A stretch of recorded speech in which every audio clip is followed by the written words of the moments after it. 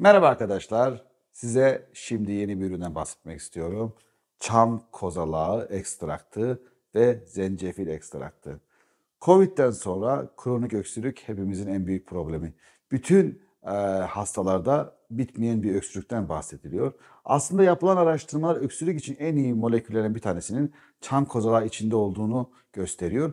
Biz de bu üründe o ekstrat haline getirerekten size sunduk. Molekülü buradan verdik ve bunu zencefille ilave ederek hastaların daha hızlı tedavi olmasını sağladık. Çam kozalağı şurubu doğru ürün değildir arkadaşlar. Çünkü şurupta 100 derece civarında saatlerce kaynatılan bir kozalakta etken madde bozuluyor. Çünkü bu moleküller 80 derece üstünde bozuluyor. O yüzden çam kozalağı macunu evet ferahlatabilir çünkü içinde reçine var. Rahatlatabilir ama tedavi etmez sizi. Doğru yöntemle yapılan ekstraklar daha çok tedavicidir.